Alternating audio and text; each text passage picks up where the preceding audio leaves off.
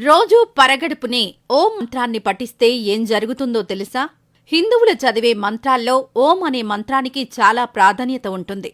ఇది ఏకాక్షర మంత్రం. ఓం లేదా ఓం అని పలుకుతాం. ఈ మంత్రం త్రిమూర్తి స్వరూపంగా చెప్పబడుతుంది. ఆ, ఊ, మకార శబ్దాలతో ఓం ఏర్పడుతుంది. ఓంకారం శబ్దాల్లో మొదటిది. హిందూ మతానికి కేంద్ర బిందువు. దీన్ని పరమాత్మకు ప్రతీక అని చెబుతారు. అయితే దీన్ని పలకడం వల్ల జననావయవాల నుంచి తల వరకు శక్తి చేకూరుతుంది. ఓం పలికే సందర్భంలో మొదట శక్తి జననావయవాల దగ్గర ఉద్భవిస్తుంది. అది అనంతరం జీర్ణాశయానికి, ఆపై ఛాతీకి, అక్కడ్నుంచి తలకు చేరుతుంది. దీంతో అనేక లాభాలు కలుగుతాయి.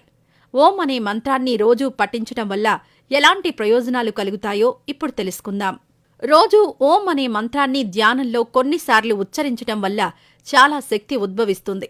ఓ దశలో ఆధ్యాత్మిక స్థాయి పెరిగి దైవంతో మన ఆత్మ కనెక్ట్ అవుతుంది. దీంతో ఒంట్లో పాజిటివ్ వైబ్రేషన్స్ వచ్చి అనారోగ్యాలు నయమవుతాయి. ఓం మంత్రాన్ని ఉచ్చరించటం వల్ల ఆక్సిజన్ సరఫరా, రక్త సరఫరా సరిగ్గా జరుగుతాయి. దీంతో మెదడుకు కొత్త శక్తి అందుతుంది. మానసిక ప్రశాంతత లభిస్తుంది. ఒత్తిడి, ఆందోళన దూరమవుతాయి. డిప్రెషన్లో ఉన్నవారు నిత్యం ఓం మంత్రాన్ని చదివితే ఫలితం ఉంటుంది. కొత్త శక్తి, ఉత్సాహం వస్తాయి. చురుగ్గా మళ్లీ ఎప్పటిలా పనిచేసుకోగలుగుతారు. మెదడుకు శక్తి ఎక్కువగా అందడం వల్ల జ్ఞాపక శక్తి పెరుగుతుంది. ఆలోచన శక్తి పెరుగుతుంది. కొత్త ఆవిష్కరణలు చేయగలుగుతారు. చురుగ్గా ఆలోచించగలుగుతారు. ఏకాగ్రత పెరుగుతుంది. ఏదైనా అంశంపై దృష్టి సారిస్తే ధ్యాస తప్పకుండా ఉంటుంది. చదువుల్లో చక్కగా రాణించవచ్చు. విద్యార్థులకు బాగా మేలు జరుగుతుంది. ఓం మంత్రాన్ని రోజూ ఉచ్చరించడం వల్ల శరీరం, మనస్సు అన్నీ మన కంట్రోల్లోకొస్తాయి. అనవసరపు ఆలోచనలు రావు. శరీరంలో ఉన్న విష పదార్థాలు బయటకు వెళ్లిపోతాయి. శరీరం అంతర్గతంగా శుభ్రమవుతుంది. చర్మం కాంతివంతంగా మారుతుంది.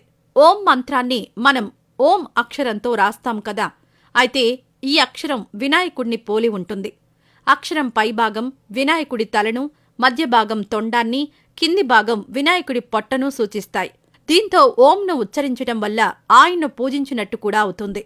ఇలా చేయడం వల్ల వినాయకుడి అనుగ్రహం కూడా లభిస్తుంది.